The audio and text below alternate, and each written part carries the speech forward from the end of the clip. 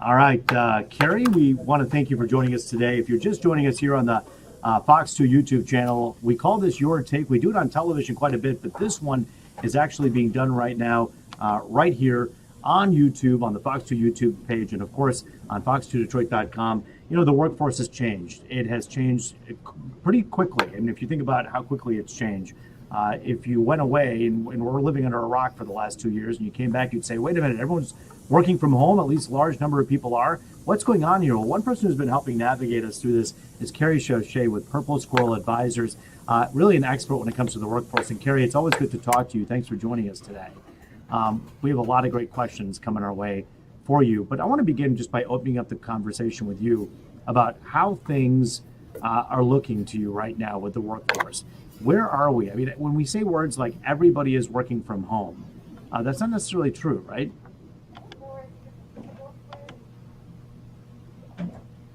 Obviously, Carrie is having a problem hearing us. Let's see if we can get her to hear us. I'm going to get her on the old cell phone here. Let's see if she'll be able to hear us here. Hey, Ru. Can you hear us? We're live right now. Oh, we are. Okay, sorry. No, I can't hear you. I'm not hearing anything at all, actually, and I don't see you either. Oh, did you see me before? I saw you before, yep. But I've just been sitting here waiting kind of on screen, and I'm not seeing you. All right, no worries. Why don't we just do it on this cell phone right now? I begin by asking the question, what exactly is going on with the workforce? What is the latest right now when it comes to where people are at when it comes to working from home? Well, I think there's a couple of different groups. There's people that have really adjusted to working from home, or at least have, either exclusively or part-time, and have come to kind of need that option. And then there's others that really are on the other side of it, where they want to go into an office. And, again, I would say that the biggest demand we're seeing across the board is the ability to work from home when needed. But we're finding that there's people that want both, and having the flexibility, and so having that option is very important. But it's not like I think it's a very individual need, on it from person to person. So interesting. So some of the questions that are coming in, some people are asking how to go about, at this point as a boss, to find workers, because it seems almost impossible. And one of the questions we got from one of our viewers in Novi, she's asking, where is everyone and how can everyone sustain themselves if they're just sitting at home?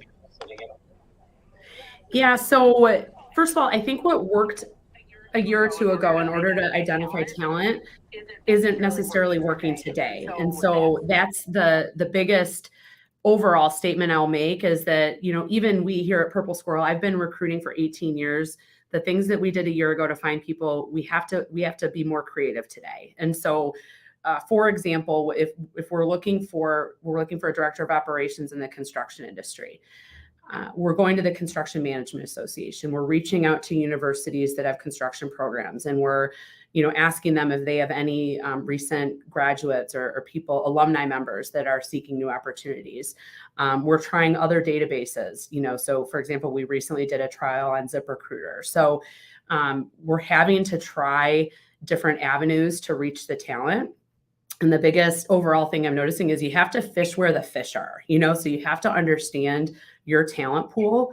Where are they? And you have to go seek them out. And it's not the same for every job, every industry, and every function. You've got to really tailor your message to the group that you're seeking to hire. So interesting. So we have another question here from Ramon. Ramon is asking the question, the work at home employees got a raise. No gas for commute, no parking charge, no lunch expenses, no work clothes, no daycare expenses, and the employers got a boon for no employee workplace upkeep, but not one corporation lowered the prices of their products or services. I know that, when you look at the economy and what economists are saying, give us an idea as to what you're hearing about that. Well, so a lot of the overhead that these companies had was probably fixed. And so most companies have long-term leases. They've got equipment on site in their office that they need to maintain. So I would say there are some companies that have been able to downsize and really remove some of that corporate overhead, but there's many others that haven't been able to do that. And so, and at the same time, their inputs, their raw materials and other areas of their business that they need to make run are increasing. And so, there's a lot of challenges facing companies and business owners right now, and particularly on the supply chain. And labor is kind of one aspect where, it's more expensive to hire workers today than it was a year or two ago.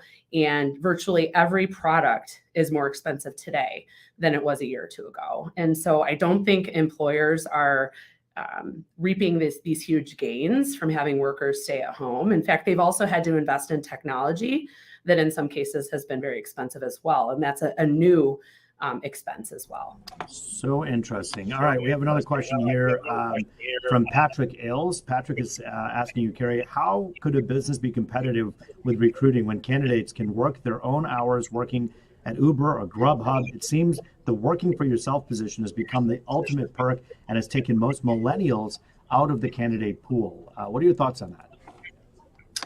Absolutely. There's an entire segment of the population that is doing, that gig work, the independent, contractor work where they get to decide when they work, how they work, and all of those other factors. So in terms of how the company competes, again, I think it's really thinking about what do you have that is going to be attractive to your target market, and trying to tailor, again, it's almost it's a marketing effort. It's a branding effort. It might not work overnight, but there has to be real initiative and effort to be put into that hiring process and figuring out what is going to resonate with those ideal candidates. And so is it a perk, a benefit, or something else that you can offer? Training and development has really risen to the top of being very important to many millennials, knowing that if they join a company, it's not just where they're joining today, but what is the vision? How is this company going to continue to develop that person? What does the future career path look like, and how are they going to get there? Companies that can really lay that out and articulate it and demonstrate that they're going to invest in their people, that's a real winning approach. And then also there's the mission and community element. A lot of people just overall want to feel connected to the mission, and that the company's, helping their neighbors. So.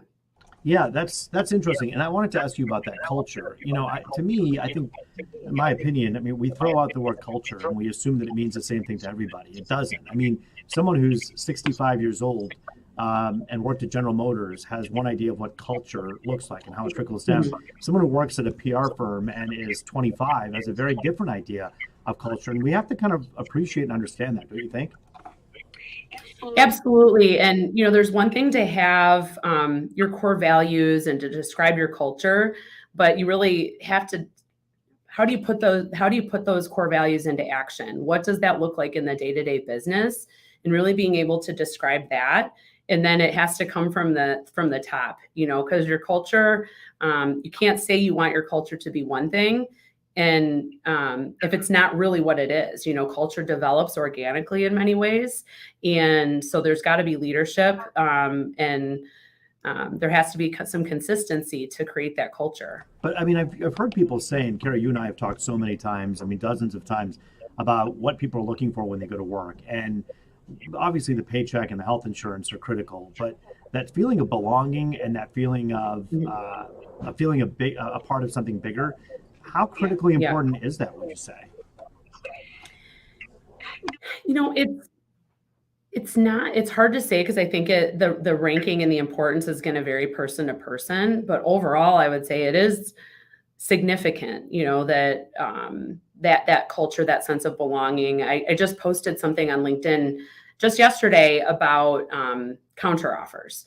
And generally, there's an underlying reason why people leave companies, and it's not usually money. It's I don't agree with the leadership, or I don't feel that my boss is really developing me. I feel like my opportunities are limited, or there's something else about that company, that culture, that the candidate, that the person just doesn't feel like they're growing anymore. And so they, and it's not usually money. And it sparked a really interesting conversation on LinkedIn about this idea of culture and leadership. And that's why people leave.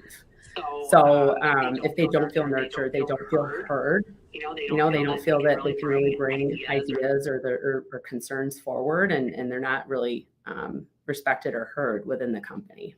This is all very interesting stuff. By the way, if you're watching right now on our Fox 2 YouTube channel or on fox2detroit.com, you can actually come in with some questions right now. I'm reading the chat. Right now, someone is lamenting on the culture in Michigan, saying they believe the culture and atmosphere in Michigan isn't conducive to business. I don't know that you would agree with that, Carrie. I think we have a lot of startups and a lot of huge OEMs and corporations that set the tone for culture when it comes to the state, wouldn't you? Oh yeah, no, I wouldn't. There's a thriving business community here. There's a lot of really wonderful people here. I've had the pleasure of interacting with a lot of other leaders and business owners, and I think it's a really, I don't think that I just don't agree with the statement. I think that there's pockets, and there's certainly outliers and situations where maybe there's not a positive culture, but I think overall there's a lot of really good things happening here. We've got a vibrant city that, 20 years ago, if you would have told me that Detroit would be what it is today, I would never have imagined. And I think there's a lot of energy around that.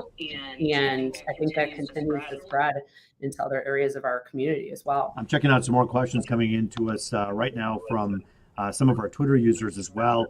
One person brings up a really interesting point, talking about daycare. And they're saying, what about accessible, affordable on-site daycare for your coworkers? If we know that the problem here is so many of these working moms who stayed home after the pandemic and they're not coming back, wouldn't they benefit from helping with that? Absolutely. That is a really good point. In fact, we've got a client and we discussed that very situation. There's a lot of companies that have challenges with recruiting. They've got an aging workforce. They're trying to figure out, how can we get people here? How can we make this attractive and viable? And daycare is a major hurdle to overcome. And setting up a daycare center, within a business is not something that can be done overnight. I'm sure there's a lot of regulatory, there's just different steps to comply. There's a lot that would go into setting something like that up, but I think it is a phenomenal option. And companies that are thinking long term with their labor strategy, it's a great option. But again, I think it's really hard to find the people that can actually provide the care to children. And I'm a working mom myself, and I know, personally what I've experienced, even with finding babysitters and people to help out with my kids for after school and things. It's incredibly challenging. So I relate to the other working parents out there that have dealt with the same issue. Yeah, all the moms and dads who are working right now, if you're watching this from home right now and you have ideas or some thoughts or some questions, feel free to chime in right now because we know that you do have so much to ask. In fact, it's funny, Carrie, one of my Twitter followers on Fox 2 says, you guys should have your staff answer some of our questions with experts, and that's exactly what we're doing starting now. So we're going to be doing this regularly, but it is important. All right, let's talk about another question. Ed Kelly is asking a question. I have this right here on my Twitter page. He's saying, I'd like to know how important it is to include video on a Zoom call. If so, is lighting, clothing, etc., just as important as people say it is? What are your thoughts on that? So absolutely. So I think it depends. Is it a Zoom meeting or is it a Zoom interview? And my advice is always dress for the occasion. And if it's an interview, you can never go wrong with being overdressed. And we do a lot of Zoom interviews. And when somebody makes the effort to show up in a blazer or, really business professional attire, I note it. I think, wow, they really are taking this seriously. They're very interested. And it does impress me. Now, am I going to turn away a candidate who doesn't do that? Generally, no. Would not be a reason to eliminate a candidate from a process, but it does mean something when people go the extra mile. Now, in terms of lighting, camera angle, and some of those other things, it is important. I don't think myself or most people are expecting perfection, but if you've made an effort and at least addressing some general best practices with lighting and camera angle, that's great.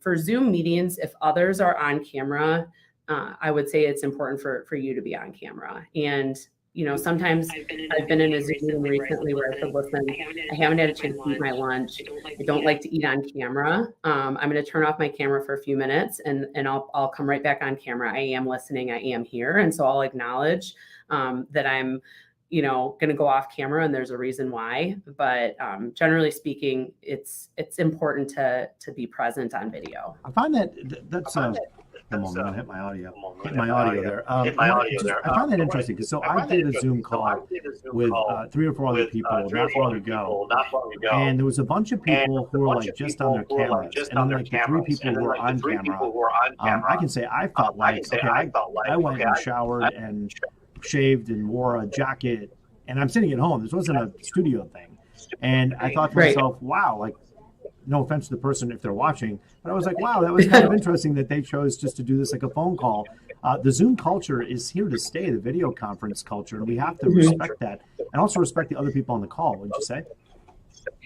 Absolutely. Yeah. And there is, a struggle. I know there's Zoom fatigue. It's a real thing. And there's a tendency with Zoom meetings to schedule them too close together, and you don't have time for those simple breaks throughout the day that you need, either to get a glass of water or stretch your legs or whatever the case may be. So trying to be mindful of that, I think, is a good way to combat the Zoom fatigue. But and the other thing is that not every meeting needs to be a Zoom meeting. And so, sometimes a phone call is okay. We did lots of phone calls before the pandemic. We could do a phone call in 2022 also. And so I think the meeting venue should be appropriate for the topic, and so those are just some things that I've noticed recently. And so I've gotten in the habit of asking, would you prefer this meeting to be Zoom, or is a conference call okay? Just making sure that everybody's on the same page. All right, I had a couple questions asking about how to apply for jobs, and I thought, you know what, Carrie's the perfect person to talk to about this, because you and I have done so many stories about the unconventional ways people are hiring. I want to talk about TikTok for a second here, because this, to me, when you first said that, I mean, I've known you for a little while now, and I looked at you kind of like, are you serious? And you're like, yeah, we do TikTok interviews. And so, not really interviews, but like, how is TikTok playing a role in the job market in terms of recruitment? So it's interesting. I think, again, it's going to vary by industry and type of role, but the way that TikTok is being used in a search is there's people out there that are doing almost a mini resume. So they're coming on to TikTok and they're giving their elevator pitch, their spiel on who they are, what they do, and what they're looking for. And so there's a way to kind of get noticed with video, and TikTok is a great forum for that. And at the same time, employers can develop a brand on TikTok. So we've been, we're gonna work on it. It's not natural for me, honestly, to be on TikTok, but I did establish a company page, and we're trying to get there. But there's a lot of hiring activity going on TikTok and even Instagram. And so if your business is conducive to those platforms, then you should be there. And so I think, again, it goes back to kind of fishing where the fish are. You have to think about, where is my target audience? Where are my ideal workers? Where are they spending their time? And if they're spending their time on Instagram and TikTok, then find a way to get in front of them on those platforms. Good advice. All right, so I have another question. This is kind of cool. We have some people chiming in right now on our web stream and on the Fox 2 YouTube channel that we are a part of course, a big part of tonight right now. I always say tonight because I'm so used to being on the air at Fox. Yeah. So I mean today or this afternoon. But here's the deal. We got a question here. I've been in school 2 years now and not sure if I want to even continue my career path, but switch to something else, which I'm still unsure about. So this person's kind of going, wait a minute, is this the perfect time or what to do something different or to figure something out? I think that's one of the really challenging things about going to college, right? After high schools, there's so many different opportunities out there, and it's hard to know about all of them, or what are those avenues to pursue. And so internships are a great way to try to, hone in a little bit on what you're looking to do. I've talked to many candidates that have talked about the evolution of their career early on, when they were in college, by trying internships, leveraging your network. So if you're really unsure of what to do, talk with some people in your community, your parents, friends, just other people in the community, find out what they do. And maybe there's something that would be appealing or you'll get drawn to. And then it's never too early to try to identify a mentor and really, again, try to learn from people in fields that are that you're curious about. So people generally want to help other people. And if you come with a real sincerity that you're just trying to learn and understand, there's a lot of people that would really, I think, want to raise their hand and help. Great advice. I mean, this whole mentorship, aspect of the workforce. I mean, there's plenty of people out there who want to help share their knowledge and help people out. You just got to look. But you do have to be somewhat aggressive and ask. You have to reach out. Mentors aren't going to reach out to you, say, hey, you need any help. So we have a couple other questions here. This one from Cody Butler. He's saying, will I ever get coworkers back? And full disclosure, we don't have to talk to HR to have a conversation. This is our newsroom right now. Most people are working from home right now. We have like 3 people, 4 people in the newsroom. And so for those of us who are here right now, part of coming to work, the thing that you like about it is the fact that you see coworkers and you see your friends. That's changed. What's your thoughts on what's this whole workforce going to look like? Let's say 6 months, a year, 2 years from now. It's hard to predict. I think there's some companies that are going to have a hybrid model or a fully remote model long term. There's others that really, like, for example, Purple Squirrel, we really follow a hybrid model, and everybody's in the office today, and it's really fun to be around coworkers, and you get to have those spontaneous conversations, or you get to reflect on something that's happened, and it's on the spot, and it really does it matters. And so I think it's going to vary company to company, and companies are doing their very best to meet the needs of all employees, but it's very challenging to meet the needs of all employees right now, because there's a lot of different preferences just based on what's happened and what people's experiences have been through this pandemic. And so that's the challenge, I think, with employers as we try to set these expectations and policies on working location. So there's somewhat of a rebuttal and some friendly. I mean, they're polite. They're just bobblehead is the name. I love the names on web streams because it's great. Bobblehead. I would like to be known as something. I'll call myself Root Dog from now on this one. Bobblehead, which is cool. Bobblehead makes a point in their humble opinion that if you're depending on TikTok or LinkedIn, you may be kind of straying from getting what you need. Do you think that's true? Do you think LinkedIn is a good place to go to in order to get people to get eyes on you? Absolutely. I mean, that's where we are as a primary place to recruit. It's LinkedIn. It's really these other platforms are supplemental. And so, and usually our sourcing and research starts with LinkedIn, and it spreads from there. And then there's also the aspect of just being, in the community and getting referrals, and, you can't have a single pronged approach. You have to have a multi-pronged approach to recruiting, especially on a long-term basis. And so we use LinkedIn, we use Indeed, we use ZipRecruiter. We reach out to associations. We go to industry-specific websites. It has to be multifaceted in order to be successful in today's competitive environment. So interesting. So one question I had for you was about where we're at. It's a metaphor, but taking the temperature, which everyone's used to doing now, on where we're at. We're hearing about these Omicron numbers drop to lows that we haven't seen in a long time. What are employers, I should say, telling you right now about the workforce and about getting back to work?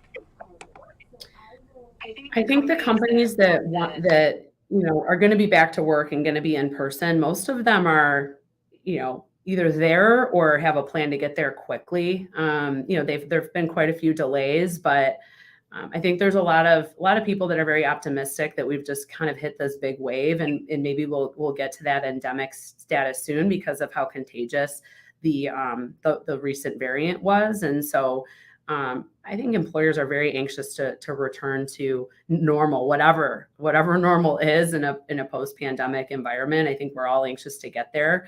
So what we've seen though is most of our clients and people that we work with, they've been probably moving towards that normal for a while now. And this was a little, like the most recent spike, I think, was a setback, but not a change in direction.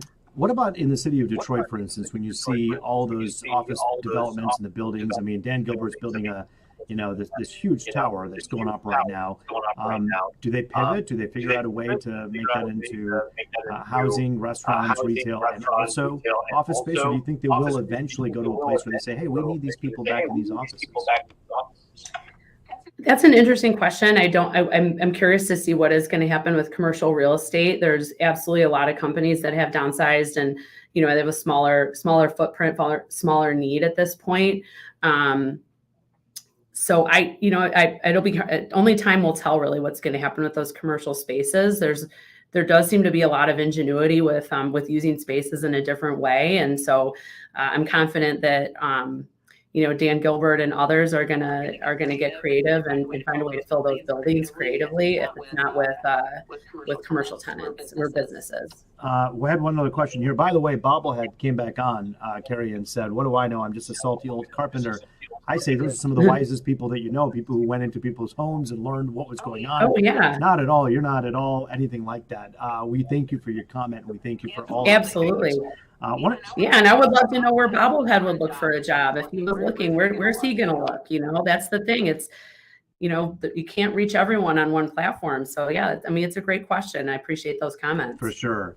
We have another one coming in right now from Chris. Why are some employers requiring college degrees and paying lower than the ones that aren't?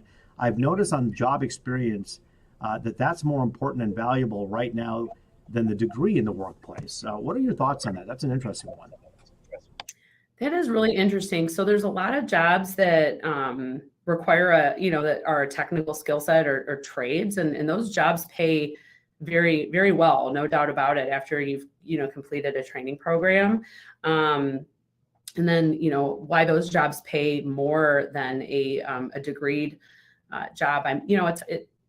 It's not something I fully understand, but I think it varies, so entry level at one company might have a very different pay range than entry level at another company. And then there's also differences depending on the function or the degree of study, what you studied in college. So I think there's a lot of variables, and size of company really does matter, in terms of entry points. Bigger companies just often there's going to be a higher starting wage for those degreed positions, generally speaking, than with a smaller company. All right, so we have a couple more questions that we wanted to get to. One of them talking a little bit about benefits and how important it is. We talk about what the person at home should be doing, but what should the bosses be doing right now in order to offer a package that's worth coming back to or coming back into the workforce with? Yeah, benefits are very, very, very important. And so we see side-by-side comparisons of benefits all the time when our candidates are evaluating offers. They're making direct comparisons of their costs with plan A versus plan B. And, things like 401k and those other ancillary benefits, they're really important, not just for the dollar value, but also for the statement that the company is making with their benefit offering. They're demonstrating really that their employees are valuable, that they want to invest in their employees, their future with 401k, and their health with the benefits, the time off, and those other ancillaries really show what the values of the company are. It's very difficult, especially for small businesses on the healthcare piece. It's very, very expensive group plans, but I think companies are definitely paying attention, and our clients are evaluate these offerings constantly. We just had a client that had to make some concessions on salary because the benefit offering was weaker. They had to offer a higher salary than initially expected, and they said it's going to be a primary initiative in 2022 to enter into new benefits for the employees as we grow. All right. This is so interesting, by the way. I wish I could show everyone at home the behind the scenes. I have two monitors here. When you anchor the 5 o'clock news, you got all these great talented people who push all the buttons. here. I'm Yeah. switching between Carrie and I, making sure our audio goes up, reading the chat. This is what this is what radio people do, right? I have new respect for them. Yeah. Swinging Well, records. yeah, it's awesome that you're trying something new. It's fun. Thank you for having me as a guest on No, this. this is great. This is really fun. Listen, I had another question from Soraya and Donovan. I think it may be a joint account here. Actually, it says I'm Dion. And Dion is saying, I need some advice for an undergrad student who's in school and not sure of what career path to go into. Feeling almost lost, Dion says. What advice can you give? I know that's a broad question, but like right away, what are like, if you were, with a family friend at a party and they said, what do I do? I'm an undergrad. Where do I start? How do you tell them to start? Gosh, I mean, I think I would try to, so there's a lot of assessment tools out there actually that can give you a head start with trying to figure this out. There's assessment tools specifically to help people figure out where they might be best suited for a career. I wish I knew the exact name of one of these tools, but I've heard about them. I haven't used one myself. So then you could try to use an assessment tool that could give you some pointers on which direction to look, but also making a list of kind of individual strengths or interests, things that you were good at or you like to do as you were growing up, whether that's athletics or reading or other activities. There's a lot of like underlying skills that can be translated into business. And so I would say, and then again, just seeking out people in your network, your parents' friends and, other, maybe friends that are, a little older if you've got siblings, and asking a lot of questions about different people's jobs. Does something jump out, in terms of interest, and asking people, what does the day-to-day look like in your job? What skills do you need to use the most? And so those would be some suggestions that I have off the cuff here. Well, there's one viewer, Fox 2 viewer and web chat person here who's basically kind of slamming the millennials for a moment. And I won't get into the specifics, and it's not really that awful, but I want to just open the question up about millennials, because first of all, for those who aren't familiar, millennials are different than Gen Zers, which is different than Generation Xers. I mean, we just have to define what we're talking about when we say millennials, one. And two, we're talking about stereotyping an entire group of people, which is, no one wants that, and when it's done to them, but then we do it with everybody else. Millennials, but is there a characteristic that millennials have that stands out to you? And let's start with a positive, and then maybe go to something that they can work on. So I'm with you, Ruth. I don't want to overgeneralize, and there have been generational differences in the workplace, I'm sure forever, and the boomers clashed with the generation behind them, and then it continues on that way. And so, I know the millennials have been, they've really pushed on work-life balance. And, probably they saw a lot of their parents maybe weren't home as much as they wanted them to be home, or they saw their parents working too hard. And so that they took that with them into their careers, and now they don't want to have that same pattern with their kids. And so we have to think about, where do these expectations or desires come from? And it's the shifting between one generation to the next. And so, but work-life balance is not a bad thing. And in fact, the millennials pushing for that, they're helping the other generations too, as they advance that effort, and getting people to think about how to have more work-life balance is one example. So that's one that comes to mind for me. There's the positive and the negative of it. So I hope that answers the question. It does. I think it's good. All right, so let's talk about this person. Peter on LinkedIn is asking the question. Speaking of LinkedIn, saying, will the sense of urgency ever return in terms of deadlines, in terms of workplace? And we got lax, and we had to because we had no choice. When will the old days return? I guess is essentially what Peter's asking. Gosh, I don't know. I mean, I see a very high sense of urgency with our clients and their need to hire people. And so I haven't really noticed a weakened sense of urgency in the industries that I'm working in and in the business that I'm doing. In fact, if anything, I feel like there was at least a period of time where the sense of urgency and the deadlines were picking up the pace, because there had been so much lost time where things were slowed down and the productivity was lower. So, I remember talking to some friends even a few months back saying, gosh, doesn't it feel like the pace is like frenetic in business, that there's just immense pressure to get things done. And that's the way I've certainly felt, especially coming out of, when things opened up again in summer, fall, whenever it was. So again, I think it's probably industry specific or company specific if there's a lack of attention to deadlines. I want to ask you a little bit about what's going on at the Canadian border while I have you here. You talk about workplace mandates, and you talk about government institutions mandating, whether it be masks or vaccines.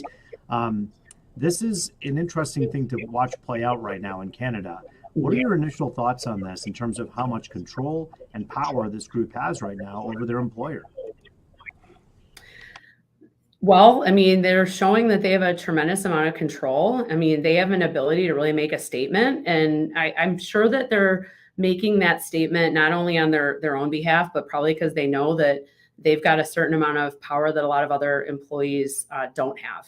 They can shut down borders and trade and, stop the flow of goods coming back and forth. And so they have a unique position to really make that statement. And it's been an interesting development just sitting from our seat. We have to figure out if our candidates can comply with whatever policy, the various companies have put in place. And so this was something we never even thought of a year or two ago. And now, when we kick off a new search, we have to ask our client, what is your position on vaccines? What is your position on, these other things? And we have to cover that in a first phone call, because you're going to either get candidates that are going to be able to move forward based on that or not. So you're eliminating an entire section of the candidate pool, depending on the position. So it's a very interesting thing to see play out. We've seen it firsthand with the various policies that our clients have.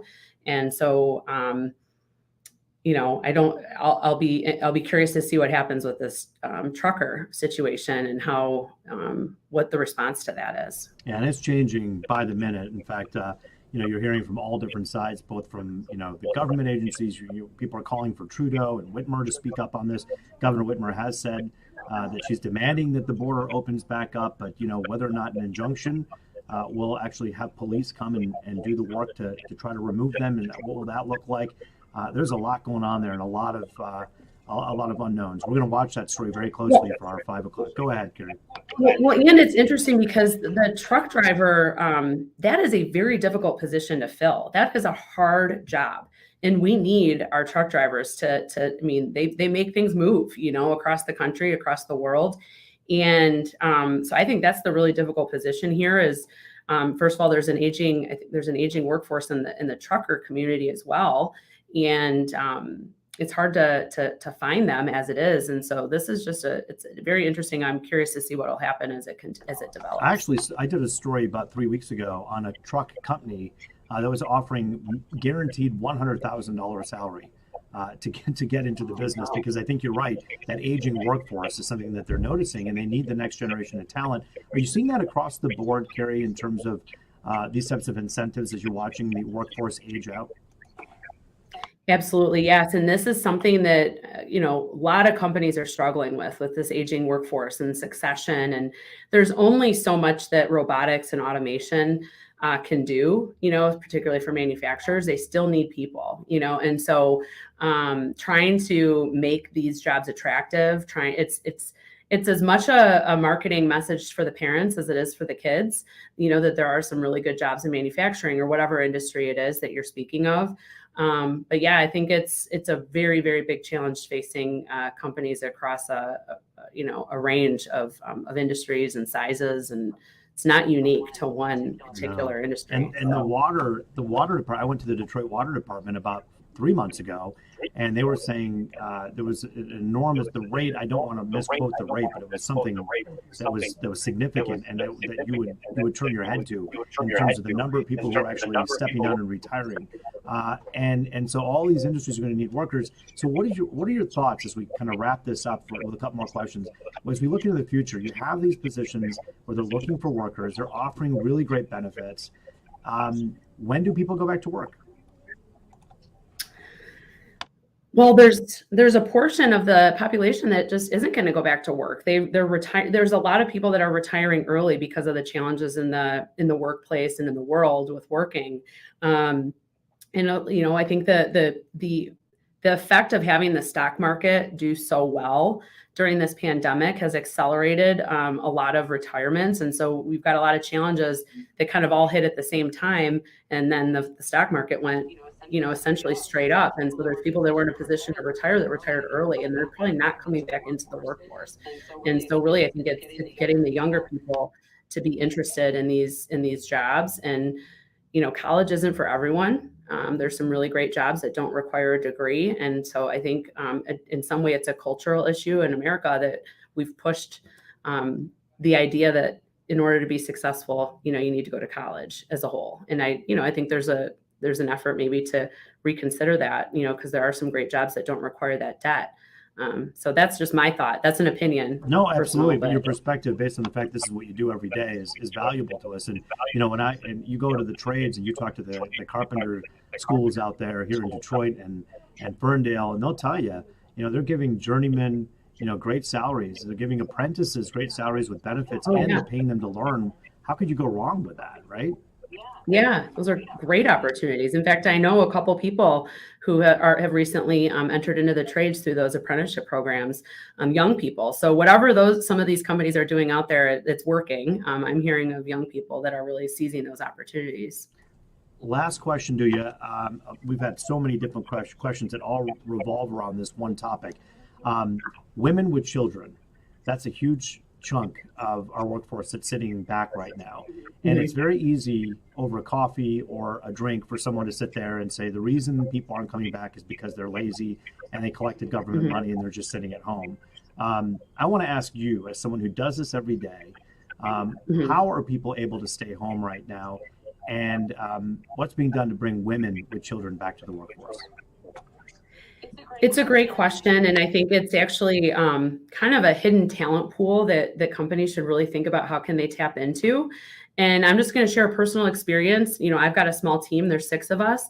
And I recently brought on 2 working moms onto my team. And the biggest thing that we had to do to work together in the interview process was talk about, a schedule that would work. And I think employers, if they can provide a flexible schedule and really listen to the potential candidates, employees, and what would they need to make this work, that I think is a way to get women back into the workforce. And so there's, I'm a mom myself. I would love to, be able to do pickups and drop-offs, or, know that if my kids have a class party, I can get there. And so I think employers opening up that conversation with those potential working moms and figuring out a way to make it work, that's a missed opportunity if it's not happening today with these different companies. Well, Carrie Chauchet, Purple Squirrel Advisors, someone who we depend on to do our job, to when we go out and ask questions about the workforce and where we're going. We rely on you as an HR expert. We thank you for your time today here on Your Take. Let's do it again. Thank you so much. Yeah. And thanks for all the questions for all the viewers. No, absolutely. We had some great questions here. I want to thank Laura and Soraya and Donovan and Shukri and Courtney and Tony, so many others that came in through all the different platforms. It was good to be with everyone. Watch tonight on Fox 2 News at 5. And of course, we'll have all your latest news with what's going on with the Canadian border and all your latest news across the world, nation, and state. So it's good to be with everyone. We'll be back next Friday with another Your Take right here on the Fox 2 web stream, whether you're watching this on YouTube or the website. Have a great day, everyone.